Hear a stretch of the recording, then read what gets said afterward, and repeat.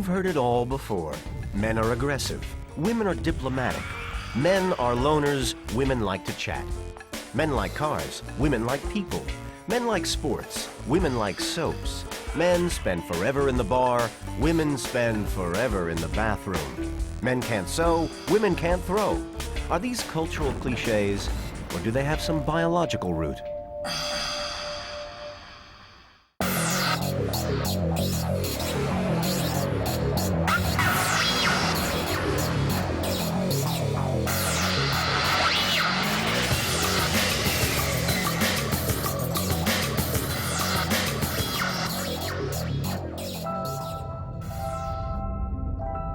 When a child is born, the first question is it a boy?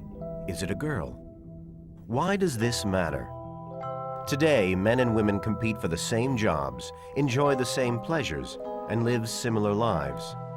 Equal opportunities and political correctness have made gender difference an old-fashioned, irrelevant idea.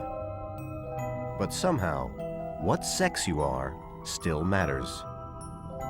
The physical differences between human males and females is quite small, but we have, over the past few thousand years, in my view, amplified those small biological differences to create what are now known to us as opposite sexes. As opposite sexes, there are some physical differences between us that are not obvious.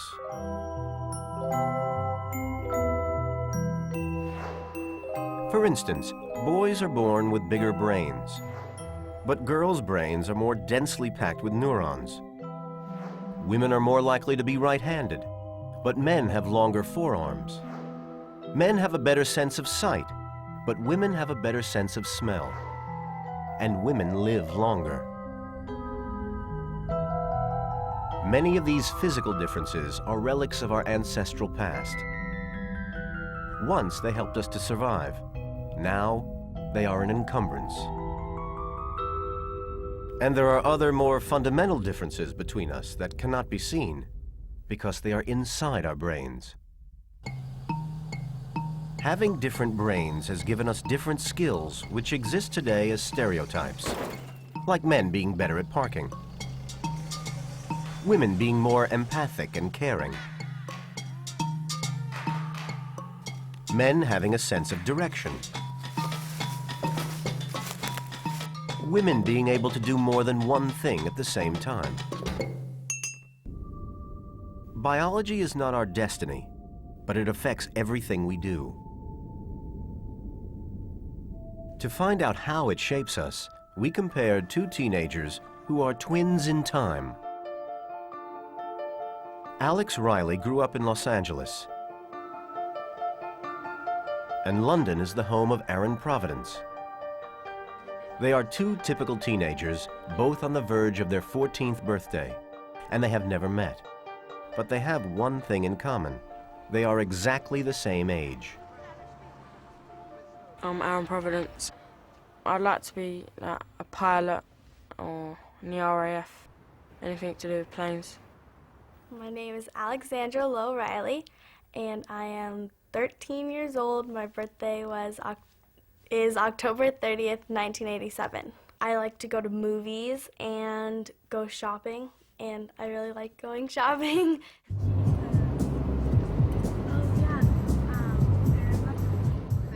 Alex Riley enjoys the company of girlfriends, and when she is not studying, she plays soccer for a local team. Aaron Providence also plays this game, but he prefers to build electronic machines and spend time on his computer.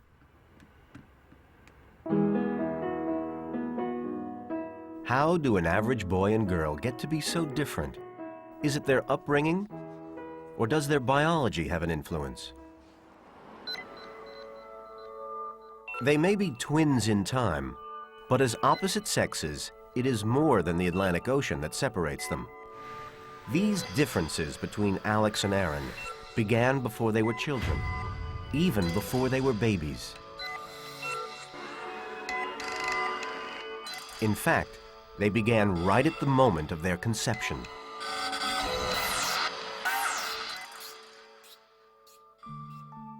By the law of averages, it is more likely that Aaron and Alex would both have been conceived as boys. To find out why, we must look at their father's sperm. Every sperm swimming up into the womb carries a sex chromosome, X for girls and Y for boys. The X-bearing sperm swims slowly, laboring under the weight of the female sex chromosome that contains 1,000 genes. By contrast, the Y-bearing sperm are light and fast, as the male chromosome is much smaller. It contains a mere 180 genes. In this acidic environment, traveling light is an advantage. At conception, there are 20% more males than females. Once fertilization has taken place, male and female zygotes begin to grow.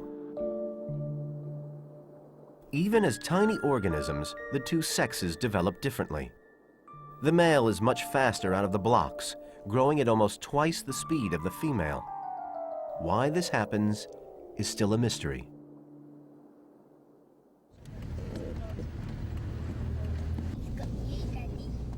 For Aaron's parents, Harvey and Tracy, and Alex's parents, John and Beverly, it was the beginning of a new adventure. This was going to be their first child.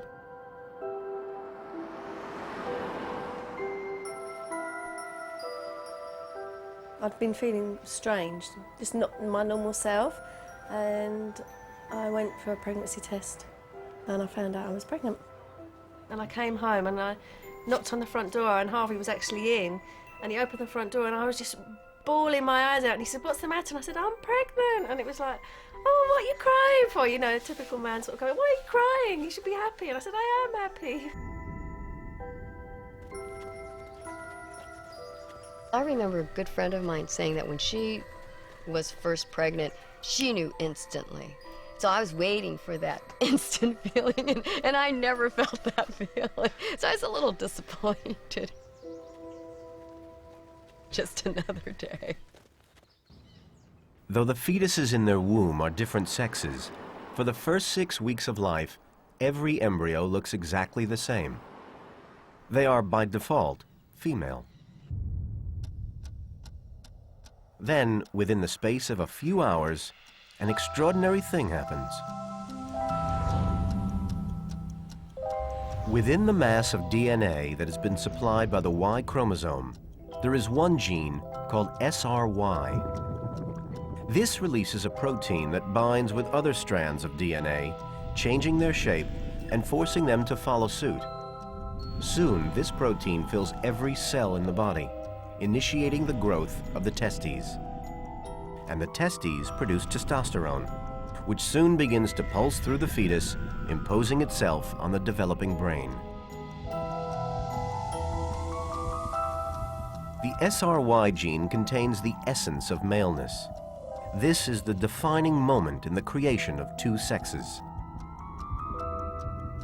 I just thought it was going to be a boy. I just had an intuitive sort of feeling that I was going to have a boy, and I was carrying a boy.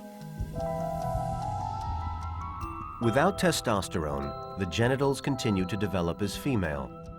If it's a boy, then between the 7th and 12th week of pregnancy, he experiences the same levels of testosterone as an adult man. This surge builds the male genitals from a female template. But the testosterone has another effect. It makes the male fetus more fragile. Right from the start, males are at a disadvantage. For instance, if the mother has a terrible shock, like some kind of car crash or something like that, if she's carrying a male, then she's more likely to lose it than if she's carrying a female, or the male is more likely to be damaged. So the vulnerability of the male, as soon as conception has occurred, is greater than that of the female. The male is more at risk of brain damage, cerebral palsy, or deformity. Some scientists even believe that the male, with its Y chromosome, is attacked by the mother's antibodies as foreign genetic material.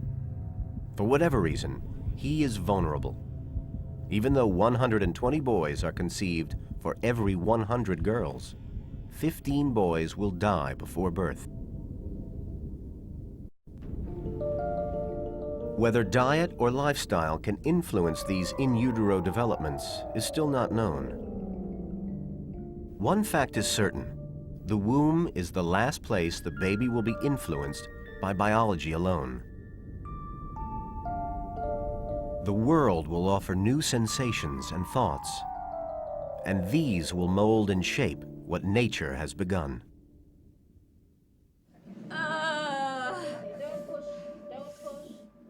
But first, the baby has to endure birth itself. Statistically, girls stand a better chance of getting through. There is some evidence to suggest that at birth the female is more mature than the male. Perhaps the testosterone has a slowing down effect, that it produces greater muscle bulk, but not necessarily greater neuronal development. In any case, many parents and pediatricians are well aware of the fact that baby girls seem a little more alert, a little brighter on average than baby boys, who seem just a little bit more lost and vague when they're born. At birth, the testosterone level in a boy's body is the same as a fully grown man. This makes him heavier than a girl, but his lungs and bones are less developed. At this stage of life, girls have a head start of up to 4 weeks.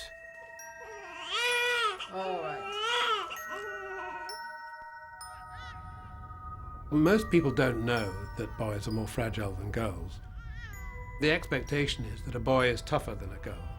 There is some evidence for this in the sense that the boys tend to be heavier and more muscular when they're born. This preconception also influences the way in which we treat children, so that mothers and of course fathers and others will look at a little boy and sort of project boyness into him and say, all right, he's a boy, he's tough, and if he's not, we'll make him tough.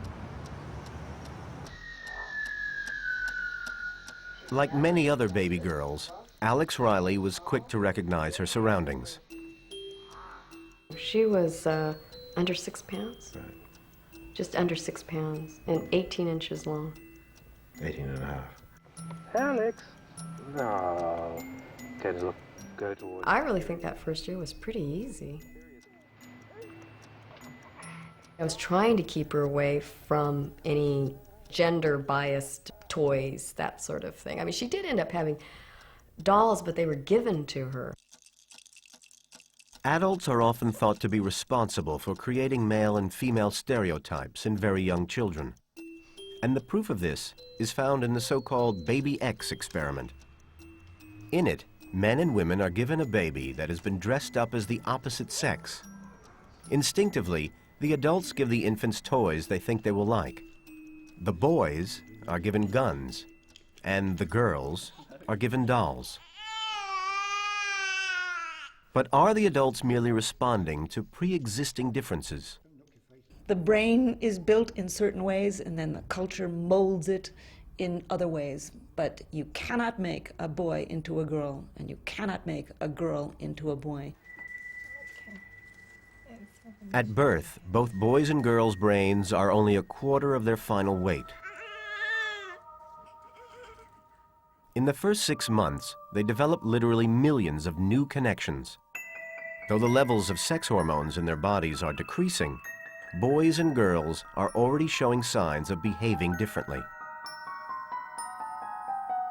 Studies have shown that infant girls are quicker to recognize their families and show more willingness to communicate.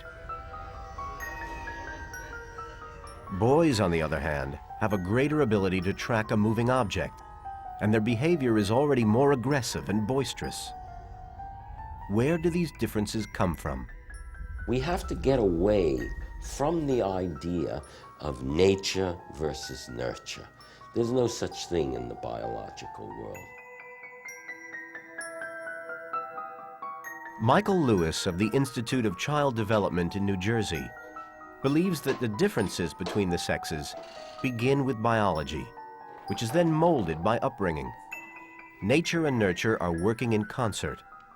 His opinions are based on 30 years of research watching boys and girls at play in his laboratory. Using a one-way mirror, he has conducted a number of experiments to observe clear differences in the way one-year-olds behave. We have reason to believe that the girl child and the boy child are biologically designed to respond differently to frustrations. In a case study using over 200 children, he tests what happens when infants are separated from their mothers. The boy child attempts in a more solitary fashion to overcome the barrier by pushing it down. The girl child attempts to overcome barriers by essentially calling on others to help her. There are different strategies which we suspect have biological consequence.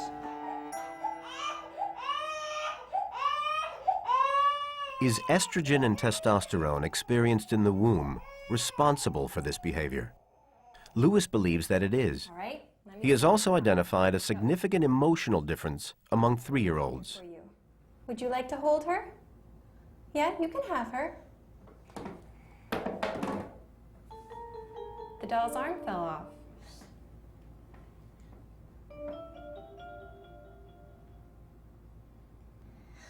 You want to fix her? Do you want me to help you?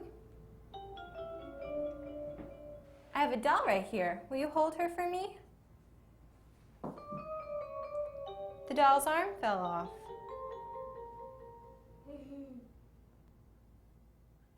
Now, he's not trying to repair it. It's not his fault. Whereas the girl tried to repair. She saw it as something she was responsible for. The doll's arm fell off. He is not responsible. The doll's arm fell off. Oh, because it's not, maybe I don't know that. The girls are predisposed to nurture and exhibit guilt. The boys do not. The girl's arm? If this is already noticeable in 3-year-olds, it suggests the old cliché that women are more sympathetic has a biological root. But are the fairer sex really more sympathetic? To find out, an 8-year-old was left seemingly alone in a busy street and rigged with a secret camera. The girl's mother was asked to stand just out of vision. The girl stood there for 20 minutes, during which time 74 people walked past.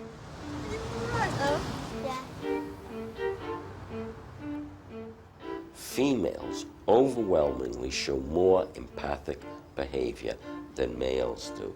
And we believe this empathic behavior are tied to the fact that girls and women are more likely than boys and men to focus on themselves in order to understand the emotions of others. Out of the 74 passers-by, 7 women stopped, and 1 even called the police. There was no response from the men. Are you all right? Yeah. Is somebody looking after you? Yeah. Oh, all right. There is a chemical reason for empathic behavior in women. Women produce more oxytocin, which is a brain chemical stimulated by childbirth. Oxytocin is designed to help mothers nurture their offspring, and it also gives women a greater ability to empathize with others. Why do men not share this natural ability? In an evolutionary sense, women have had the primary role of the care of other people. Children, sick, men, themselves. In order to care for others, you need to make a best guess about what is it that they're feeling or thinking. And the best way to do that is to ask, what would I be thinking or feeling? Does evolution hold the key to different behavior in men and women? To find out why these basic differences might have arisen, we have to look back to our ancestors to see how we evolved millions of years ago. Helen Fisher is an anthropologist and is one of the world's leading experts on gender differences. She has spent the last 20 years studying the origins of male and female behavior, and her fieldwork has often led her back to the highlands of Tanzania. This is the home of the Hadza tribe. They are a small group of 750 people who are among the last hunter-gatherers left on Earth. What's important about the Hadza lifestyle is that it's very similar to the kinds of lifestyle that all of our ancestors lived for millions of years on the grasslands of Africa.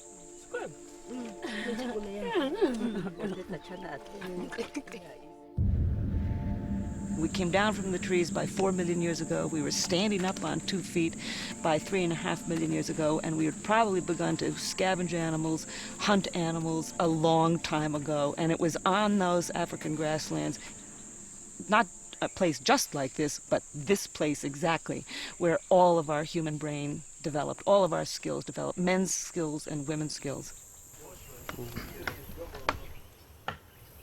Helen Fisher believes that the Hadza way of life may shed new light on how the male and female brain became specialized. As hunters and gatherers, the Hadza do not tend animals or grow food. Every day, the women scavenge for roots and vegetables, while the men hunt game and gather honey. Both sexes rely on each other, and they have evolved sophisticated strategies for survival. Their herbal remedies protect them from bee stings, snake bites, and malaria. Women are at the center of Hadza society, often providing 80% of the evening meal. While they dig, they use a skill that women excel at all over the world: language. The Hadza are speaking a click language. It could be the oldest language in the world. It's a language like no other language. You can hear this click that they do.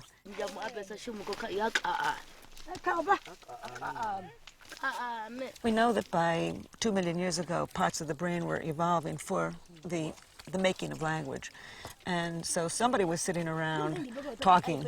They were talking a lot. And I think that it was women who used language as a tool. They needed language in order to raise their babies. They would hold the baby in front of their face and cajole it, reprimand it, educate it with words.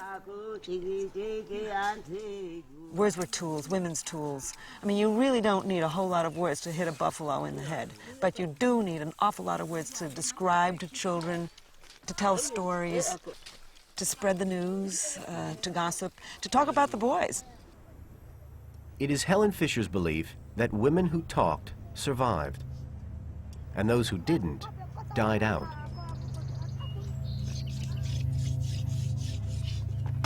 The need to survive has influenced our biology, specializing the male and female brain.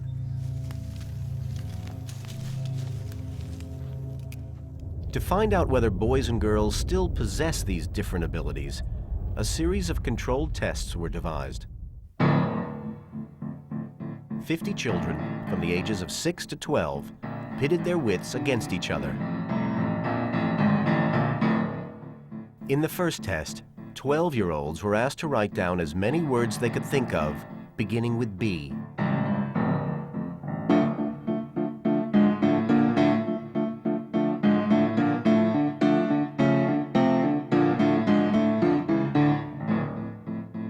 The girls averaged 34 words, the boys 25.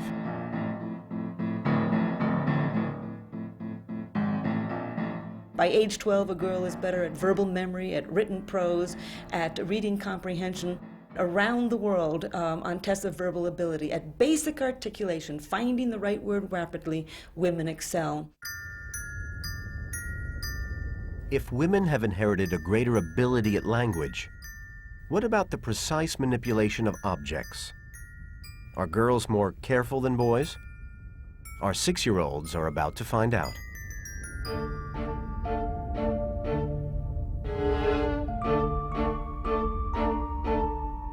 One of the reasons boys find this more difficult is because they have less patience than girls.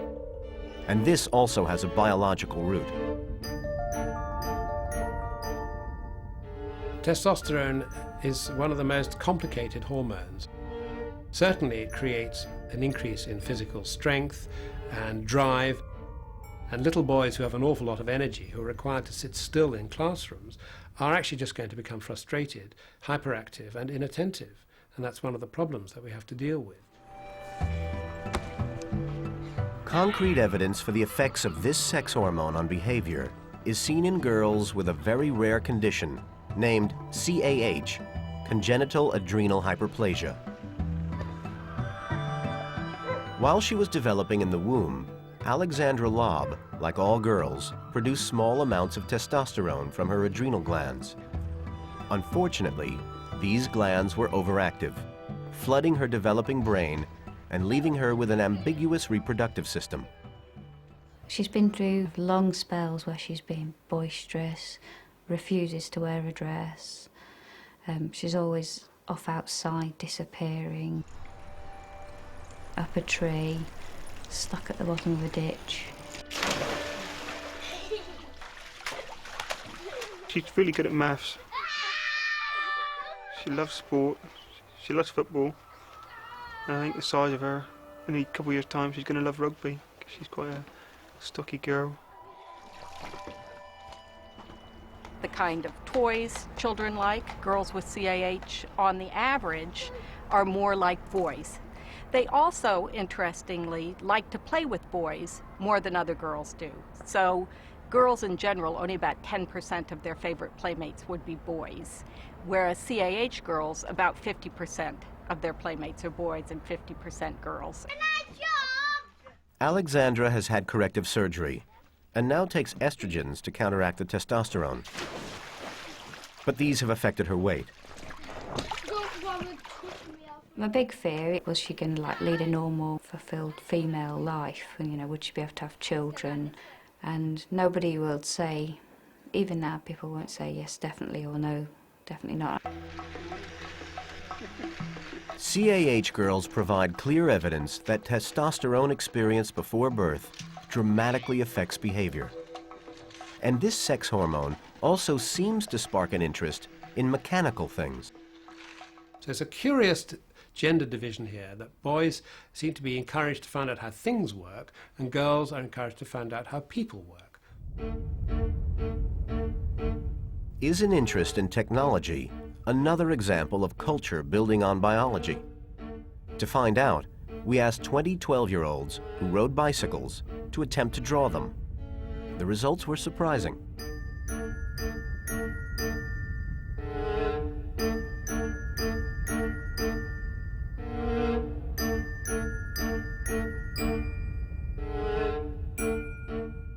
Even in this small sample, the boys seem to have a natural advantage.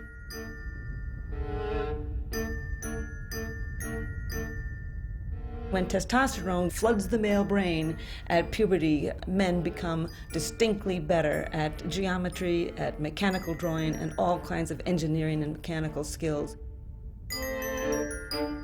You see this in societies around the world. There's really not too much variation in this particular gender difference.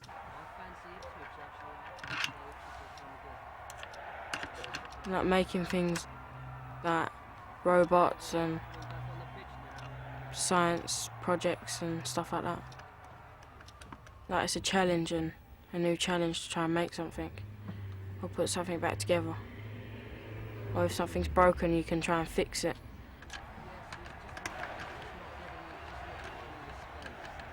Both men and women share basically the same brain structure. But the male brain is more compartmentalized and more lateralized. The two sides of the brain are more different in men. They're more the same in women. The male brain becomes more specialized as it develops in the womb. As the brain grows, estrogen helps the nerve cells connect together. This occurs in the male and female brain. But as females have higher levels of estrogen, their nerve cells are better connected. Also, the isthmus, a bridge that unites either side of the brain, is 10% thicker in women than in men. Their brain is simply better connected, which is why girls find it easier to absorb information simultaneously. They can see the bigger picture, but find it difficult to focus on one object alone, even if it is a $100 bill. In this test, the boys, with more compartmentalized brains, caught 6 bills. The girls caught none. But testosterone is also responsible for this, as this sex hormone has affected their sight.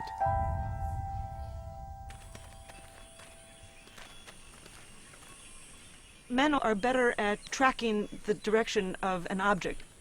And the faster the object is moving, the proportionally better men are than women at following where that object is going.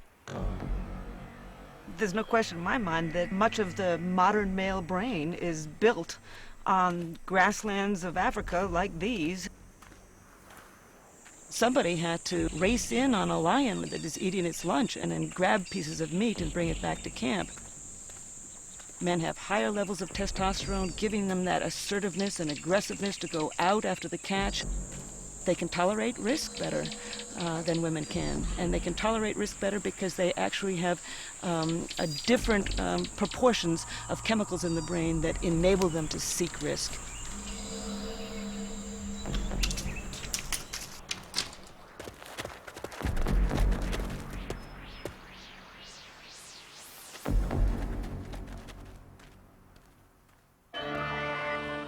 Perhaps the most unexplained relic from our ancestral past is the fact that girls just can't throw.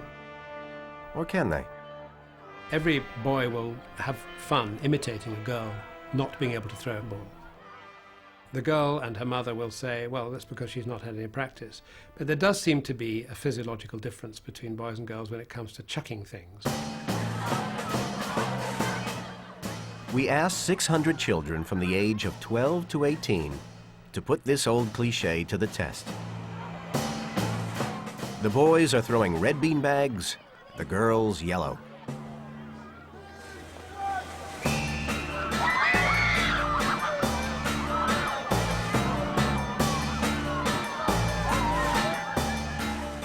Among the 11-year-olds, the boys were already ahead of the girls. And as the children get older, this difference becomes more and more pronounced. Why does it happen? Somehow, boys intuitively lock their wrists as they throw an object, whereas girls don't. As boys get older and their forearms grow longer, they just get better and better at it. With a few exceptions, the girls stay the same.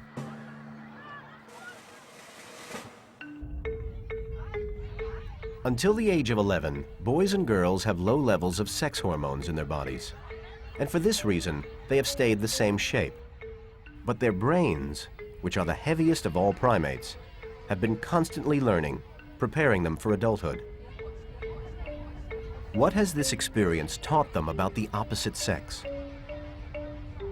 To find out, a group of 5-year-olds were asked to approach a member of their class. They were told to stop as close to her as they felt comfortable.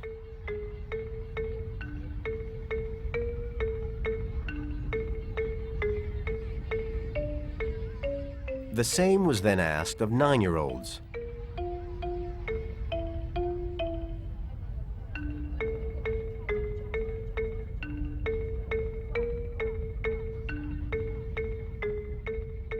Then it was the 12-year-olds' turn. Whereas the 5-year-olds stopped less than a foot apart, the 12-year-olds would not approach within 7 feet of each other. This development has nothing to do with biology. It's all down to a child's experience of life. But once puberty starts, all this will change.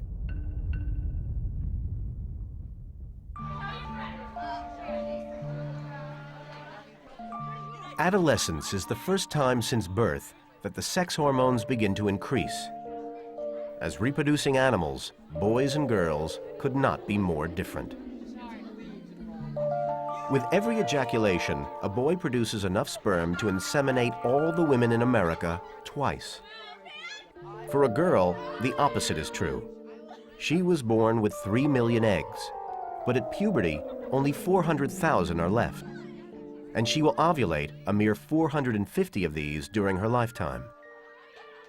Adolescence is an extraordinary period in that it causes both males and females to turn inward and to focus on themselves. Not only are they focusing on their own feelings and their own internal states, but they're also focusing on how they look for others. Adolescence can be confusing. Not only are boys and girls more self-aware than they have ever been, the sex hormones changing their bodies will also affect their personalities. Their moods and attitudes and behavior are at the mercy of the chemical changes inside them. If I want to go out and my mum says no, then I can do it, because I guess she can't stop me. He always does what he wants to do. Oh yeah, he's very, he's very, what's the word? Very hard to make him do something he doesn't want to do. No.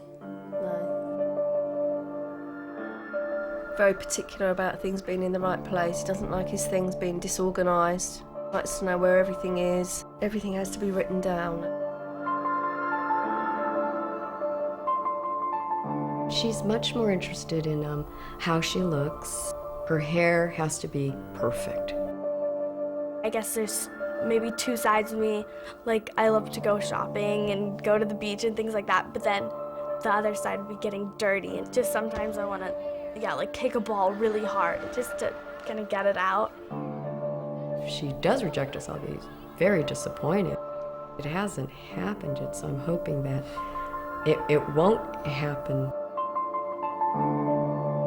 I'm just not ready for her to grow up too soon.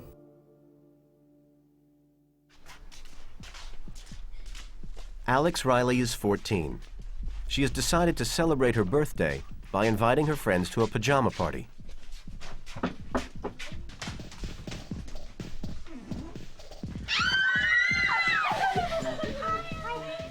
The trigger for a girl entering puberty is her weight. As soon as she reaches the magical 110 pounds, her body has produced enough estrogen to experience her first period. Estrogen slows down her metabolism and deposits a thin layer of fat all over her body. It changes her body shape, floods her brain, and reinforces every female attribute. Girls become more sympathetic, socially active, and most of all, they communicate.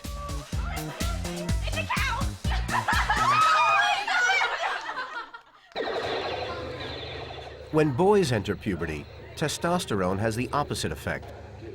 The last time it reached such levels was in their mother's womb. Now it broadens their shoulders, increases strength, and creates a desire for risk-taking and excitement. Perhaps this has influenced Aaron's choice of a birthday outing. He has taken his friends to play a war game. You'd go with boys. I doubt girls would want to go in anyway. You've got to be quite quick and be able to notice people around you, because sometimes you're trying to shoot something and you keep on getting shot and you're looking around trying to see somebody and there's somebody hiding, shooting you, and you've got to know where they are. Another odd effect of testosterone is that the voice drops.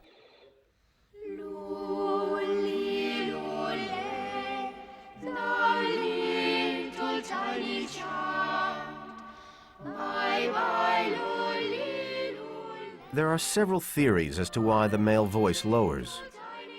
To gain dominance in arguments, to be heard when shouting over a long distance.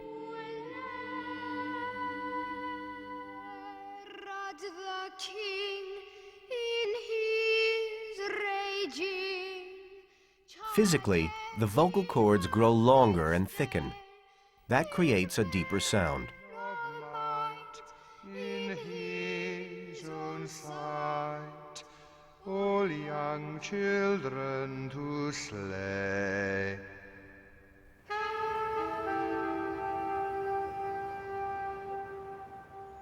After the high point of the war game, comes Aaron's birthday party. It's a moment he's been dreading, as his mom has made him a cake. You can't have a birthday without a cake. You have to have a birthday cake. You can't not have a birthday cake. Nobody has to sing happy birthday if they don't want. They can just shake your hand and say, well done, Aaron. You're 14 now. Aaron, you have to blow out. Men tend to be less emotionally expressive than women. This time doing this for you this afternoon. Men tend to hide their feelings except for real anger. And I think that this is because the male brain is more compartmentalized. The two sides of the male brain are not as well connected, and we're beginning to think that even some of the parts within the each hemisphere are not as well connected in men, enabling them to contain their emotions. Right, who wants the first bit? Well done. For hanging in a group with loads of boys, girls don't really know what they're thinking. That's probably the hardest thing. You can't really go up to them and ask them, so it's hard to find that. Mum, make me drink. A boy in full testosterone flood, he will be attracted towards a girl, but he won't have the skill to actually find out how she feels. So he won't be able to talk to her terribly well in an ordinary, good enough way, whereas she is quite good at seeing how he feels. She might see that he's actually quite nervous, but he might not notice that she's nervous. So we have a problem there of social skills, of understanding other minds. Girls can flourish as socially skilled people.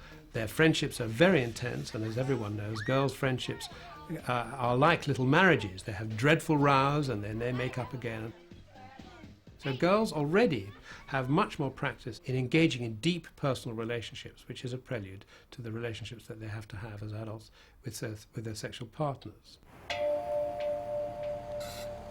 Though adolescence is the moment when the most striking physical differences occur, there is a new and radical theory about how masculine attributes and feminine attributes can be measured, and it has nothing to do with puberty. It turns out that the genes which control the development of the fingers are exactly the same genes which control the development of the testes and the ovaries. That is a very, very odd observation, but it's true. Because the development of the ring fingers under the influence of testosterone, males have longer ring fingers relative to their index fingers than do females. John Manning of Liverpool University has studied the fingers of thousands of men and women, and he has come to some striking conclusions about finger length and spatial ability. It's the ring finger that we're interested in and the index finger. So one measures from the base of the finger, which is very well marked on this finger, you can see the basal crease, to the tip of the finger. And this particular finger is about 81.65 millimeters. We measure the index finger, and the index finger on this particular hand is 69 millimeters. So a difference of 81 millimeters to 69 millimeters, indicating high testosterone before birth. Low estrogen is what this hand is saying. Testosterone affects the development of the right side of the brain. Right side of the brain is where visuospatial ability is. Now this is important. In any kind of physical endeavor where you have to judge distance, is going to stress visuospatial ability. Because men have more testosterone than women, they may have a better sense of space. If so, then is there any biological truth behind the stereotype that women can't park a car? 5 men and 5 women volunteered to park this car in the shortest space of time. They were similar ages and had never driven the car before. On average, each man took just over a minute to park the car. The women took almost triple the time.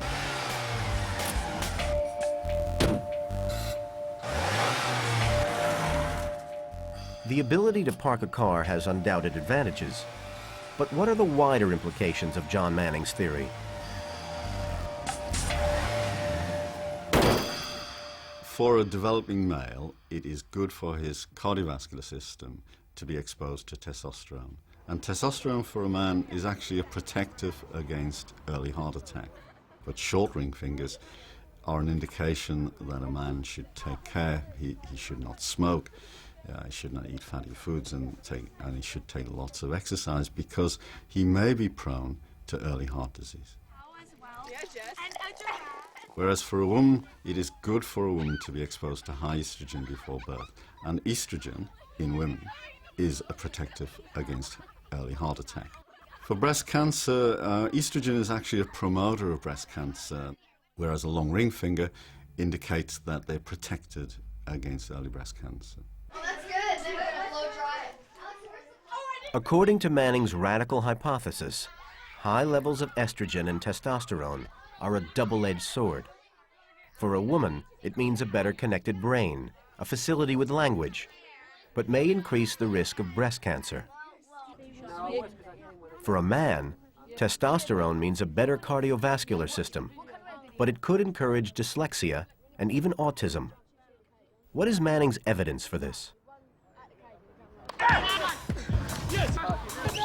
Much of his research has been with sportsmen, and he now believes that he can predict the ability of athletes based on the length of their fingers. Playing football, for example, you have to judge where the ball is, where your foot is, when your foot is going to hit the ball, where the ball is going to go. So it's the ability to judge distances, really. To test this theory, Manning photocopied the hands of 24 players in a top British soccer team. He then measured their fingers, and on that basis, selected his top 6. W. R. Manning did not know that 6 of this squad are players who compete at an international level. X. Would his top 6 match the coaches? Then the internationals stepped forward. Based on their finger measurements alone, Manning had selected 4 of the top 6 players. Well, in terms of selecting the international players, we think we did exceptionally well. I mean, to get 4 out of 6 was a big surprise to us, and very impressed. Though John Manning's theories are not universally accepted, he is assembling a growing body of evidence that cannot be ignored.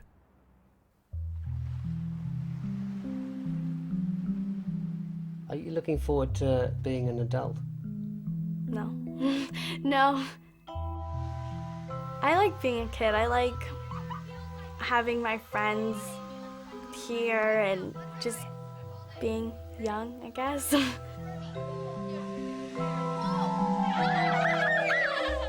Give him 14 beats for his age and we give him 1 for luck. Well, that's really nice and kind, isn't it?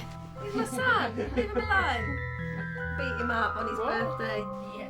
When I was younger, when I was about 10, I used to think I can't wait till I'm 18 and things like that, but nah, I just think I can't believe I'm already 14. As long as you don't do anything to my house and damage it, I'm fine. 4 years' time I could have my own house, or I could be in the RAF, like barracks and stuff like that, learning how to fly a plane.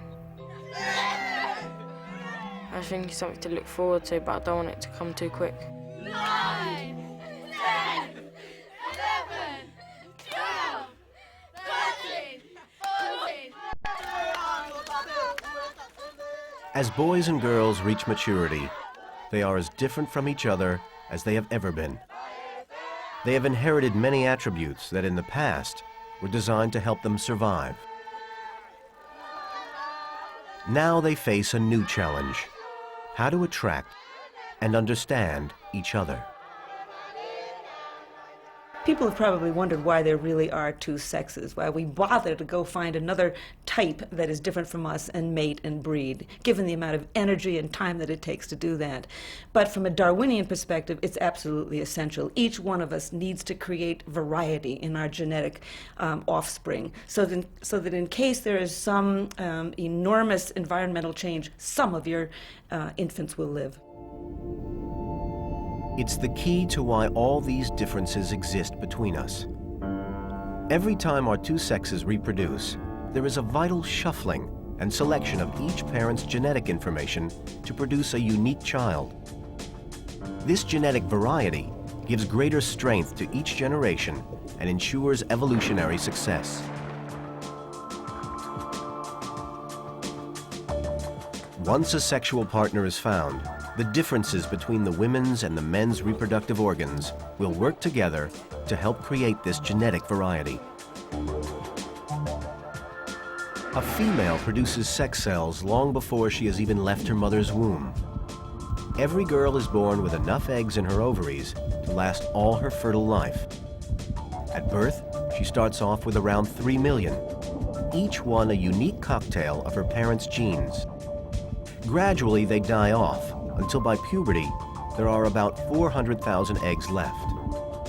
The supply will continue to dwindle until by menopause, there will only be a few remaining. A woman's egg is the largest cell in her body. It has to be, to provide all the nutrients the embryo will need in its first few days of life. Even from the moment of conception, the cell from the female is the nurturer. In contrast, a boy begins life with no sex cells at all. Only during puberty does he begin manufacturing sperm cells.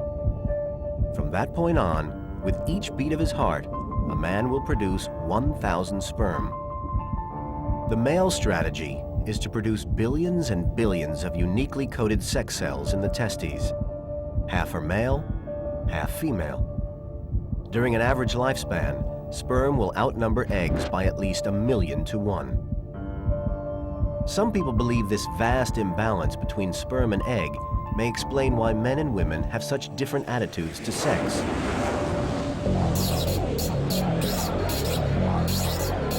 Sexual attraction is triggered by many mysterious forces. Some are secretly going on all around us, right under our noses. In this Miami singles bar, the air is awash with molecules of lust. Men and women have their own distinctive scent. Our bodies secrete chemicals called pheromones. We may not be aware of them, but when they ooze out of our skin and waft into the air, they have an electrifying effect on the opposite sex. A woman's natural pheromones boost men's testosterone levels by 150%, which makes them feel aroused. Some male pheromones have been shown to have a similar effect on women. To test the effect of pheromones, a pair of identical twin sisters agreed to take part in an experiment. They're going to pretend to be the same person to check the pulling power of a synthetic pheromone scent. Bye. While Marita hides in the restroom, her sister Mimina, who is wearing no scent, ventures into the bar. Mimina spends an hour in the bar and only gets picked up once. Well, original from Venezuela. I live here in Miami. Her sister then dabs on the pheromone scent and tries her luck. It's very special. Okay. You're gonna drive everybody crazy then.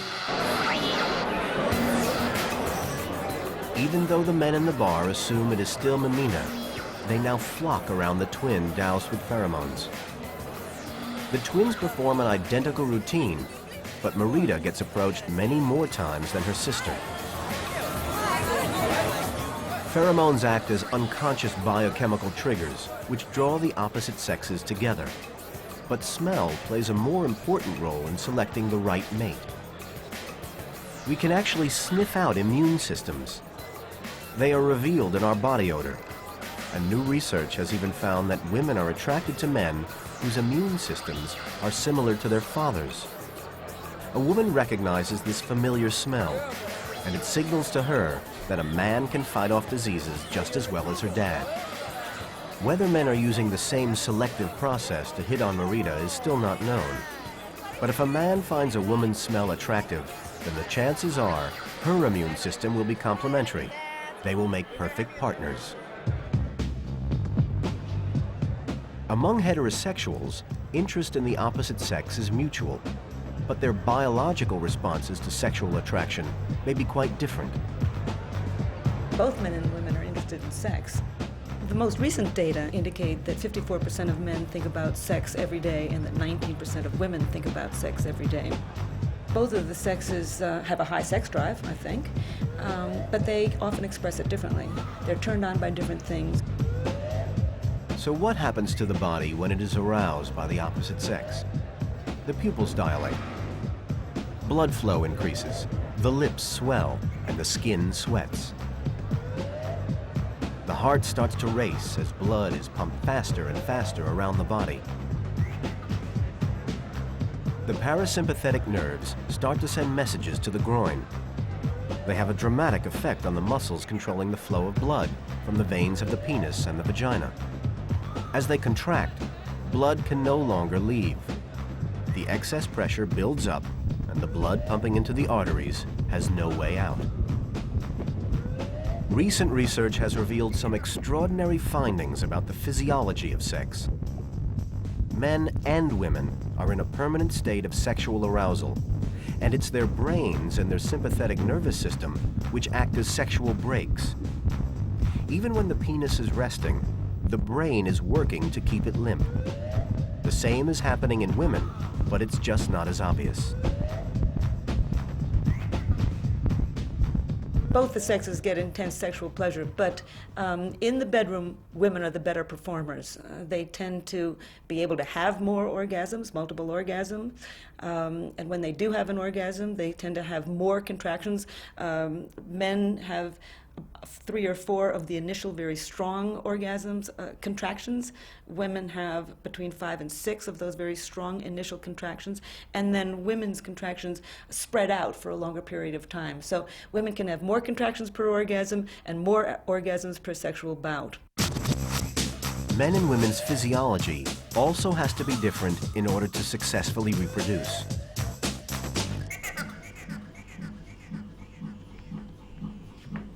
This becomes all the more obvious during sex. Using an MRI scanner, scientists can now see and fully understand the mechanics of intercourse.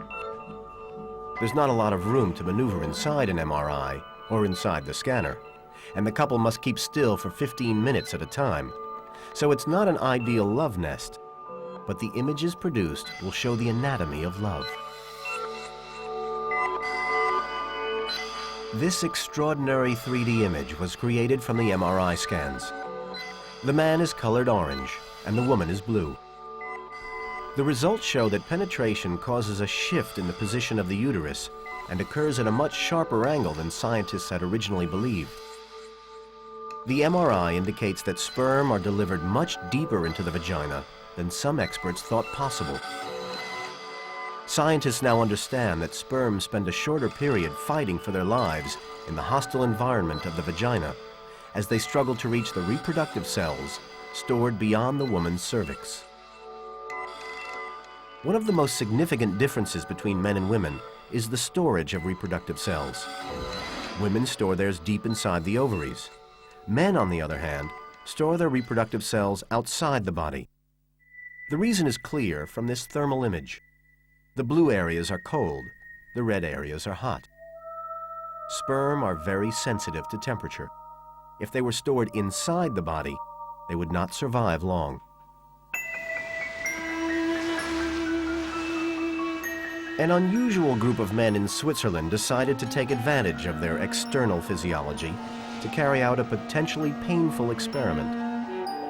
They wanted to know how hot their testicles would have to be to kill off the sperm and leave them temporarily sterile.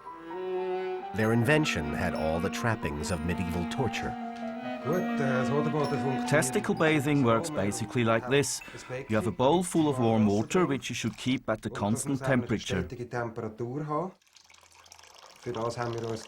For this we got ourselves a thermometer which switches the heater off at 120 degrees Fahrenheit. We found a couple of old chairs, you know, the type used as a toilet chair, and we just stuck the thing on it and started to bathe. Beat, Stefan, and Ralph bathed their testicles in the hot water every day for 45 minutes for weeks at a time. Weights kept their testicles from floating. What was important was that you bathe more or less at the same time every day. In the beginning you have to find out what the temperature is like, obviously. 120 degrees Fahrenheit is no big deal for a testicle. The pain threshold is about 125 degrees, but the other skin is much more sensitive, so you really had to watch it if you didn't want to get burnt or end up with red patches. Male bonding was an unexpected side effect. In the beginning, the women just laughed at us. They probably found it hard to imagine how it works. When they finished bathing, they tested their semen.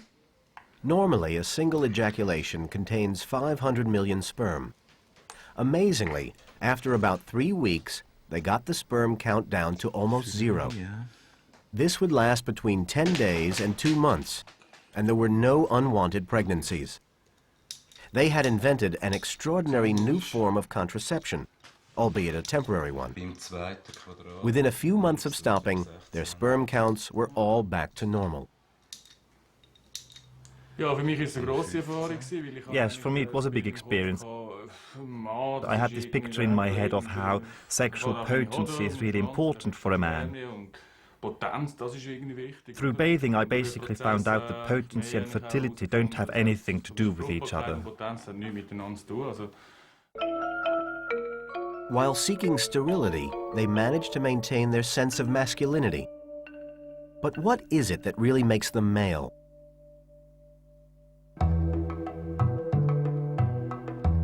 The hormone testosterone is responsible for most masculine traits, including extra body hair, a deeper voice, increased libido, more muscle, and less body fat.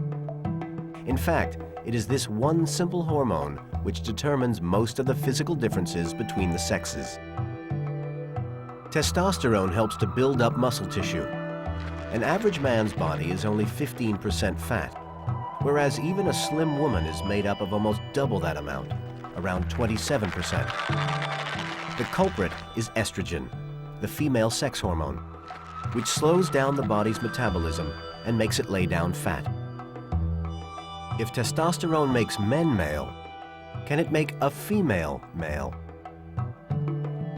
Antoinette D'Alessandro is in her early 30s. She has been bodybuilding for 5 years and wanted to build up enough muscle bulk to enter competitions. So she began injecting testosterone.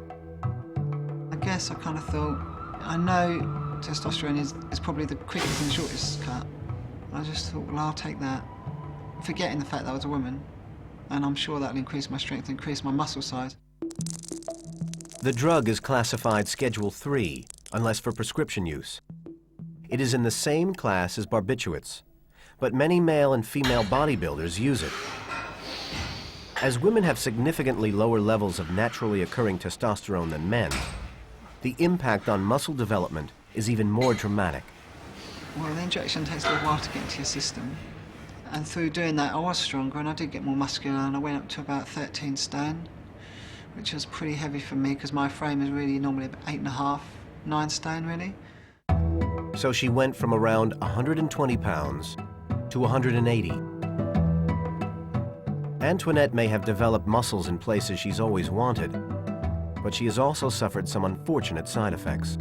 After about a month, I started noticing my voice had dropped. I started finding I was getting facial hair.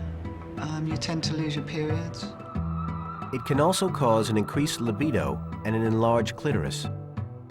There's a side effect which is called virilization, which basically takes the female and almost trying to change it possibly into having male characteristics of the face, particularly the face.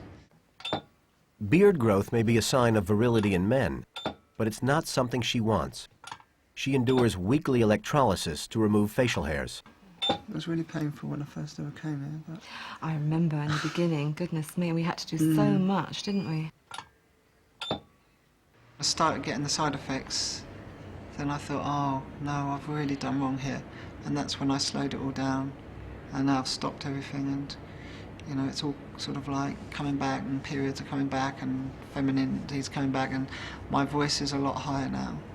So everything is like changing for the better, really.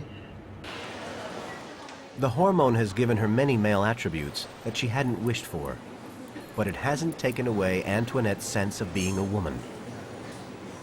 I would have probably carried on if the side effects weren't so severe. You know, I don't want to be walking around looking like a bloke particularly. I'm not looking to, you know, change my sex or anything. I just want to be a muscular woman. Okay. It was What do you really think nice. of that? No, you've done a really nice It's really lovely. nice job. Yeah, it's excellent.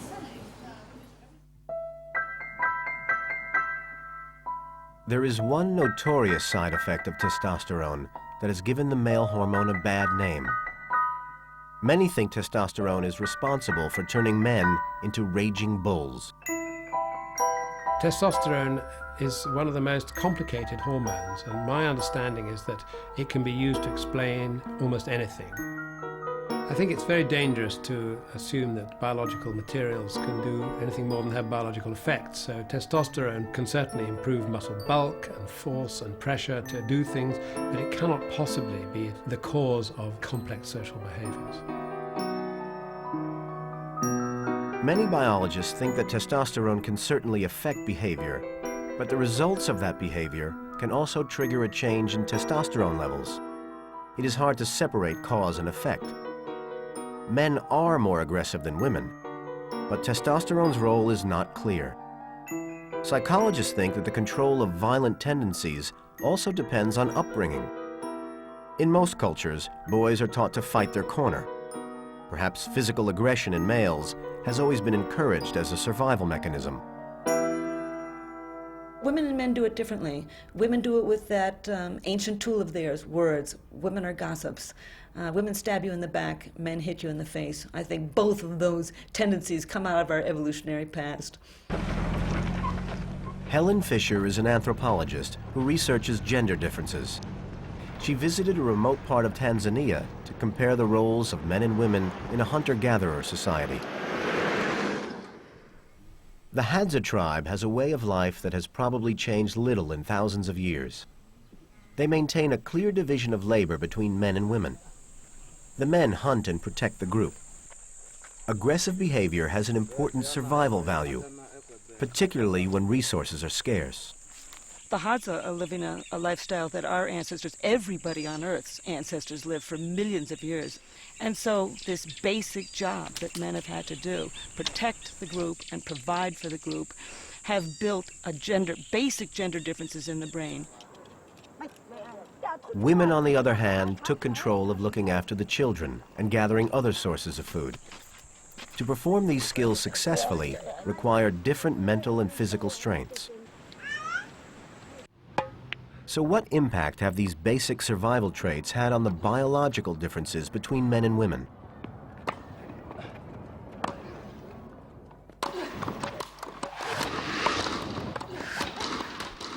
The male body is better adapted to heavy exercise. Men have more red blood cells than women, so they can carry over 40% more oxygen in their bloodstream. Men are also able to recover from exercise faster than women because they produce more enzymes, the biocatalysts that cleanse the body of lactic acid and other unwanted byproducts of sudden bursts of activity. Women's hearts beat faster than men's, particularly during exercise. This is because the female heart is 20% smaller and has to beat a lot faster to pump the same volume of oxygenated blood around the body. The bigger male heart beats more slowly, but each beat pumps more blood and therefore more oxygen. The extra muscle load puts further demands on men's lungs.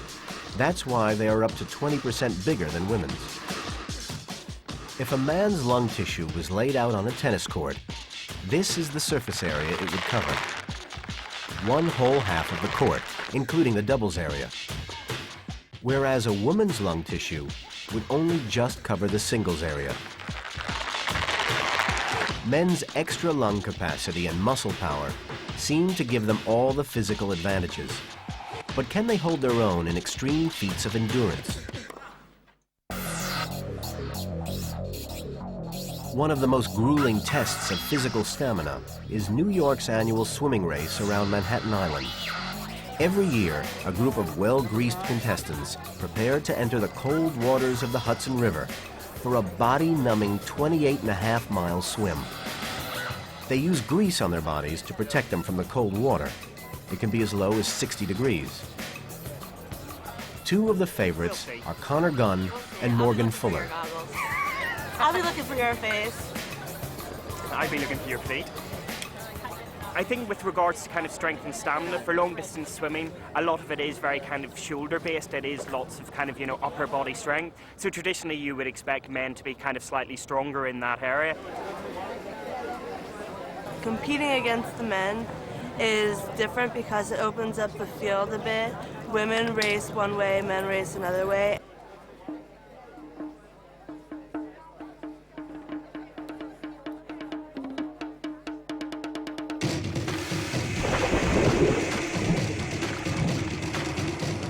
In this harsh test of physical endurance, how do the smaller, less muscular female competitors stand a chance?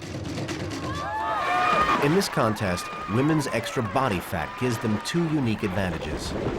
It insulates them from the cold water, and it makes them more buoyant. And although women have less overall strength than men, they have much more long-term stamina. Amazingly, at the halfway stage, Morgan is in the lead. Will she be able to hold out against the stronger Connor? The men seem unable to pace themselves. They tend to shoot ahead for the first part of the race. Connor gradually falls behind, having exhausted himself. Morgan finished the race in just over 8 hours. Connor came in 50 minutes later in 13th place. It went really well. In the beginning, I felt strong, and I was like, all right, I'll just keep on going. And I just kept on going, feeling good, so. But women's metabolism and body shape don't always work to their advantage. It's often assumed that women are more susceptible than men to the effects of alcohol. To investigate this further, 5 men and 5 women volunteered to take part in an experiment.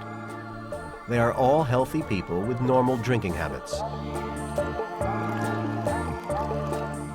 Richard Hammersley is a researcher who studies the effects of alcohol on behavior.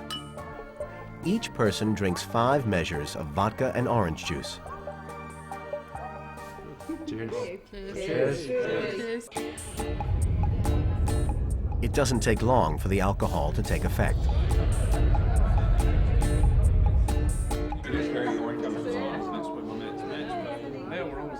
When they have finished their drinks, Richard Hammersley gives each person a breathalyzer test. That's good. Yeah, I can still taste it, I must admit. 33. 33 is below the legal limit for driving, which is 80 in most states. But over the next few minutes, as the alcohol in their stomachs is absorbed into the blood, they will soon be over the legal We limit. double that in about 15 minutes. 22. Oh, That's it. Put an advert in. Here we go. 31. 19. Within a short time, it becomes apparent that the alcohol levels in the women are much higher than the men. 15.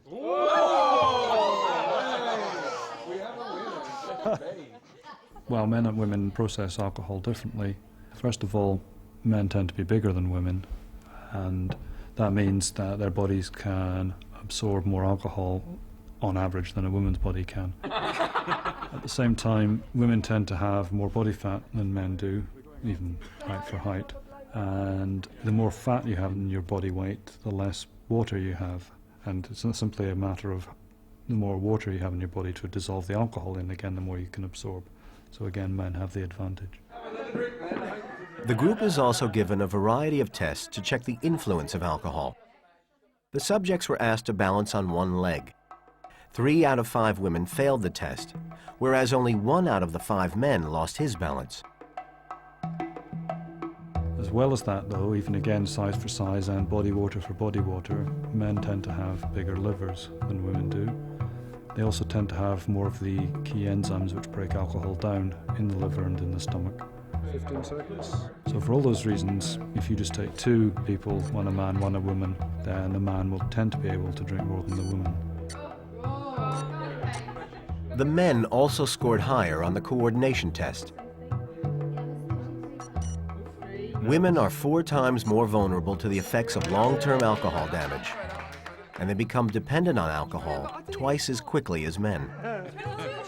The higher concentrations of alcohol in the blood will kill more liver cells in a woman's liver than a man's. So far, most of the differences between men and women have been caused by the effects of sex hormones on the body, but they also have a profound impact on the brain. Some men think they are better navigators than women. But are they? A study carried out at West Point Military Academy, where the U.S. Army trains its officers, may provide some answers.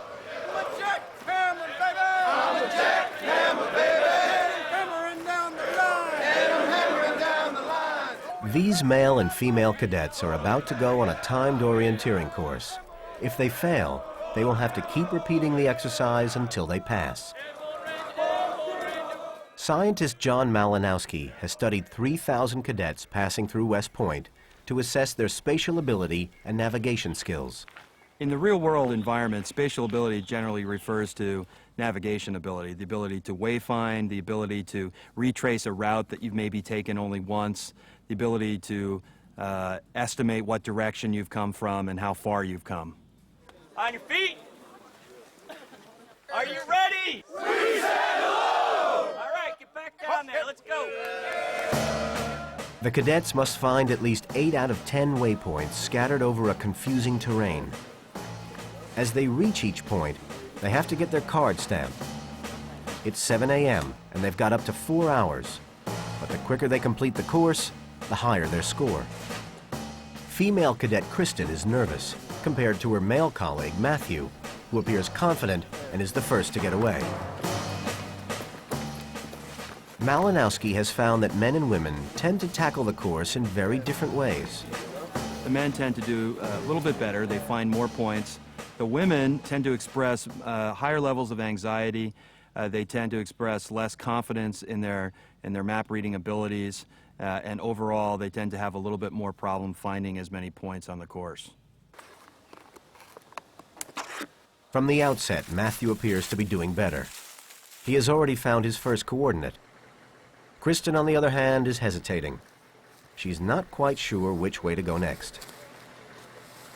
Some researchers have suggested that men and women use different wayfinding strategies, that men tend to navigate within a larger reference system. They use things such as the cardinal directions, north, south, east, west, or they use a far-off object such as the sun or a mountain to navigate, whereas women may use more of a route strategy where they go from point to point to point.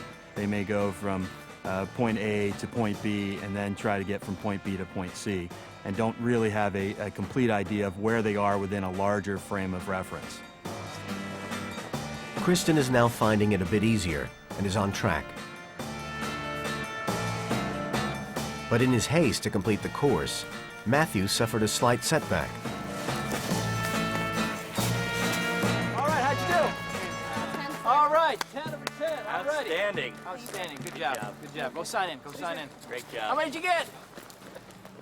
So how did our 2 cadets fare?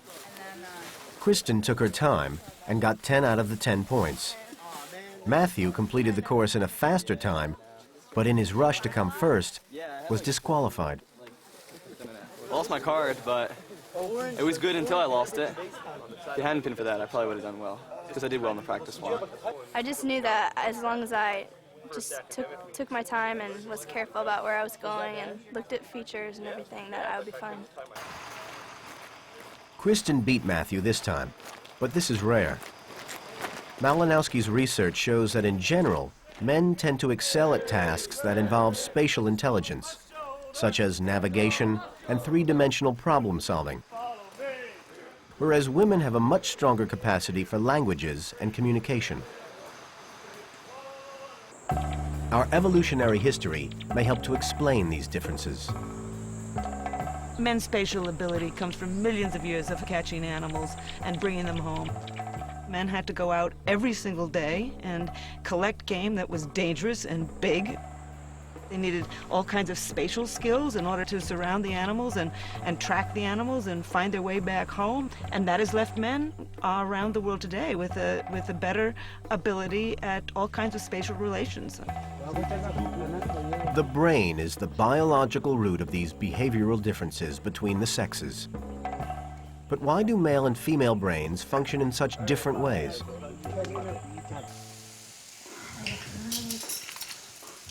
Raquel and Ruben Gur are neuroscientists. They are interested in how men and women use their brains to perform a range of activities. They also happen to be married to each other, so like most couples, they have a few leads. In particular, they want to know why men and women react so differently to emotion. Emotion is a very important part of human behavior. In a way, it's the spice of life, in a positive way. The emotion of love or warmth, of joy, and in a negative way, anger at times, violence. To investigate what happens in the brain when processing emotion, they invited student volunteers to their MRI scanner. Climb up and sit on the bed. They wanted to see which parts of the brain are active when men and women think about emotions. Now what will happen is you will see faces, and you'll have to make decisions about those faces. The volunteers are shown photographs of faces which depict various emotions. They are then asked questions about the emotions expressed while their brains are scanned. The initial findings that women are better at recognizing emotions than men were not that surprising. A woman is able to recognize the emotion on a face even before she would recognize that it's a face rather than something else. A man first has to make sure it's a face and then starts figuring out what the emotion is. The real breakthrough was the discovery of the small amount of brain power women need to process emotion. The colored areas show how little of the female brain is being used, whereas men use much more of their brain to process the same information. Well, as you can see, there's much more in men, there's much more activation in the back of the brain. It's a part that deals with processing the sensory information that is in the face. And they also show a lot more activation in the emotional brain. So they have to really look into the detail of the face to figure out the emotion. The regions that women need are much more focal.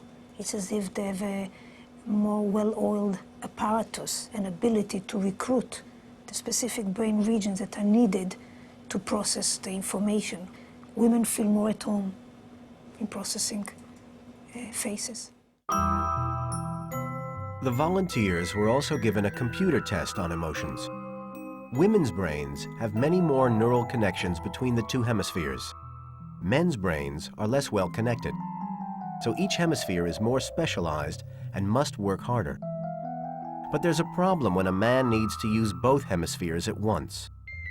Emotional thought starts in the limbic system and is processed in the right-hand side of the brain, while speech is in the left. With the poorer flow of information between hemispheres, he'll end up using much more of his brain to understand emotions. So it really is biologically harder for a man to express emotions, whereas women are better wired to convert feelings into words.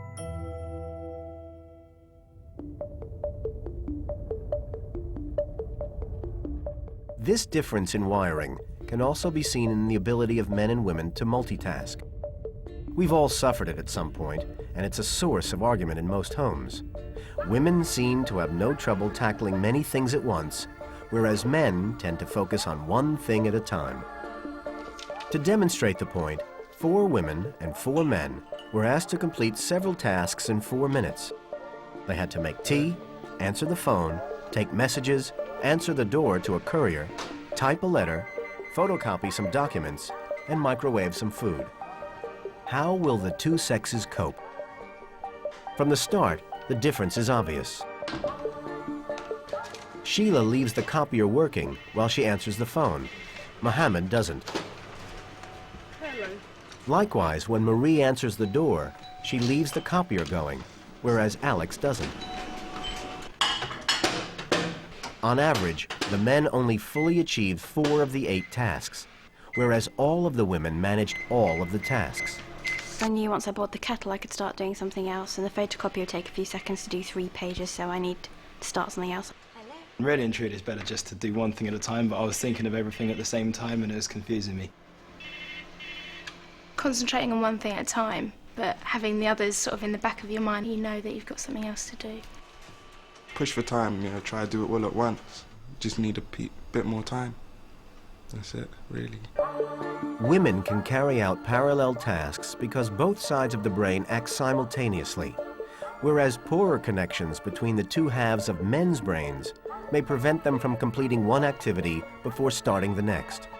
The differences that we are familiar with, what's sometimes called the spotlight mind of the male and the floodlight mind of the female, are probably largely socially determined. Women have to learn multitasking because, in general, they do multitask. Most women become mothers and they also work. And even if they don't work, running a family is the equivalent of running a small business. Most women are, by nature, business women. The business of life continues to reveal further differences between the sexes, right up to the final hurdle, old age.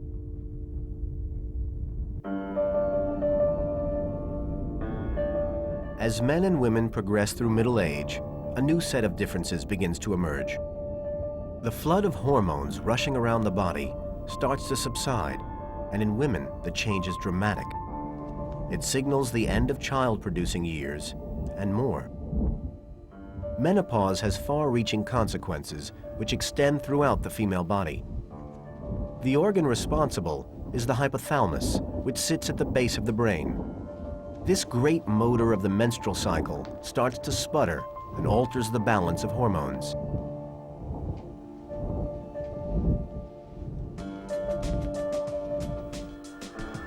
Most scientists believe there is no such thing as male menopause, but changes do happen to the male middle-aged body. They can suffer from low libido, as well as fatigue and irritability. Men can go on having babies until they die, but they just won't be around to look after them. Liz Oakham is 50 and is going through the change. The fluctuating hormone levels make egg production erratic until eventually her regular cycle shudders to a complete halt. Her supply of eggs is depleted.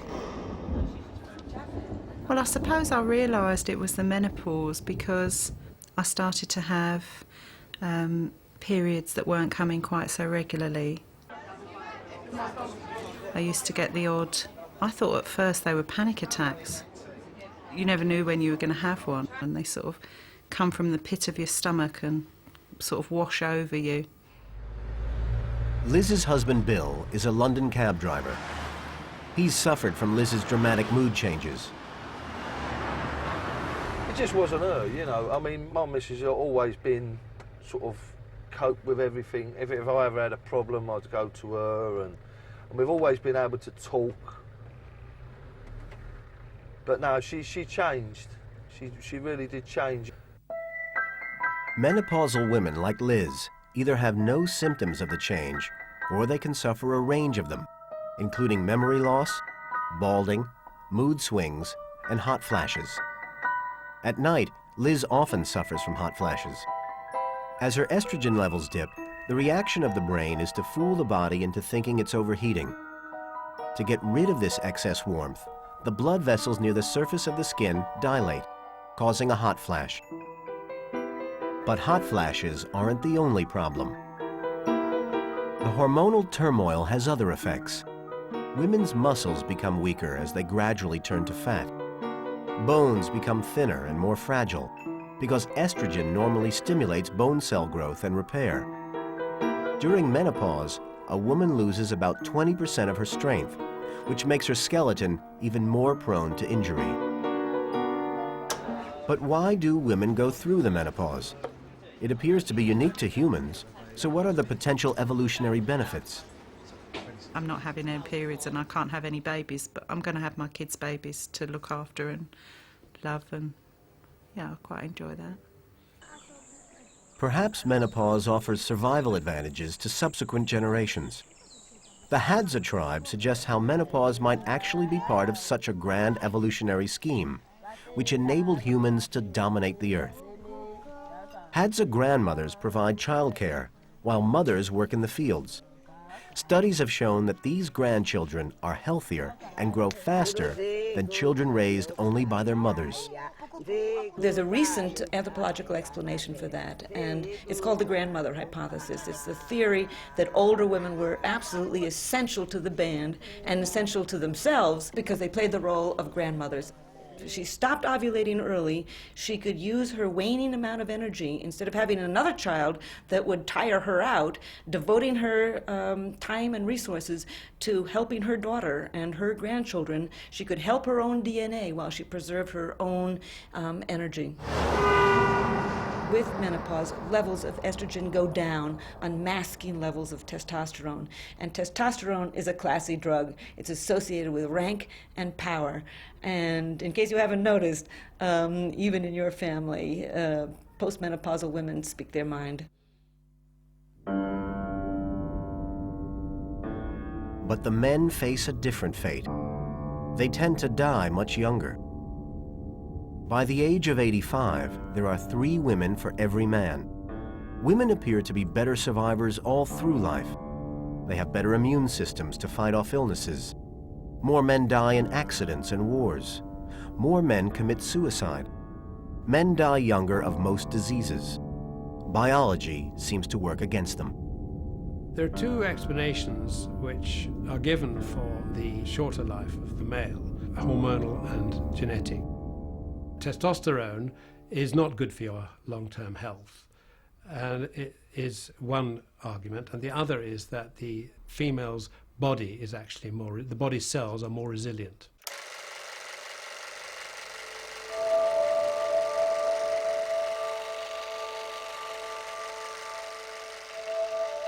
But living longer is not necessarily the easier option. Eleanor Kalins married in 1948. I was married 45 years. My husband's name was Larry, and he was a great guy, he really was. I didn't expect for him to die. You don't think those things when you marry. You think you're going to grow old together. That's hard. To combat loneliness, many of today's seniors decide to revisit the dating game after years away. How are you? In order to try to meet a man, Eleanor joined the local over 55 singles group, where the men are spoiled for choice. There aren't enough men to go around at the dances, not at all. And they have what's called a mixer, where the women line up on one side and the men line up also. But many men cheat. They see a particular woman they want and they'll wait, or they'll just go over and ask her to dance.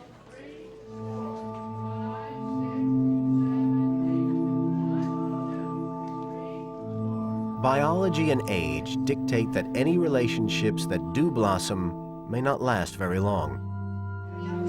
Oh, I had 2 die on me already, besides my husband.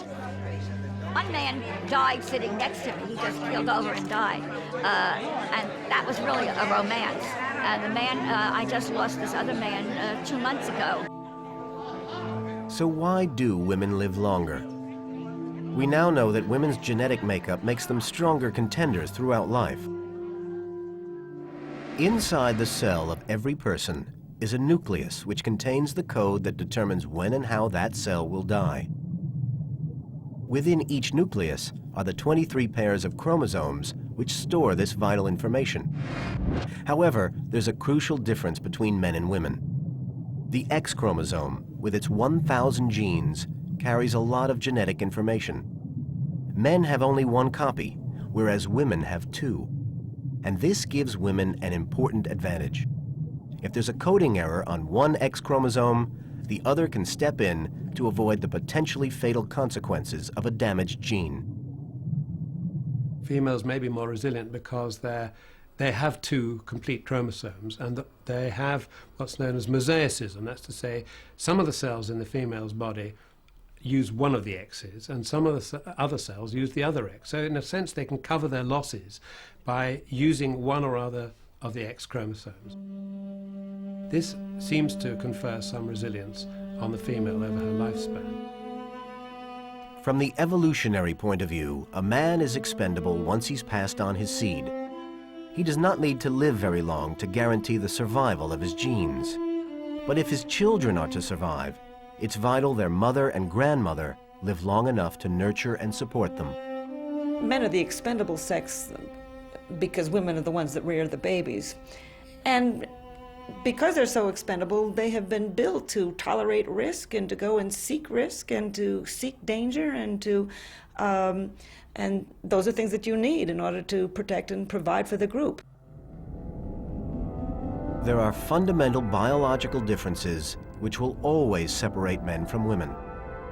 But in looking at the way our bodies were made, it's clear that we were designed to complement each other. People have tried to turn a boy into a girl and a girl into a boy, and it does not work. The brain is built long before infancy. In fact, it was built on the grasslands of Africa millions of years ago, and boys will be boys and girls will be girls, even if we survive as a species a million years from now. I think men and women are like 2 feet. They need each other to get ahead. Maybe it's best to accept what nature provides and celebrate the differences.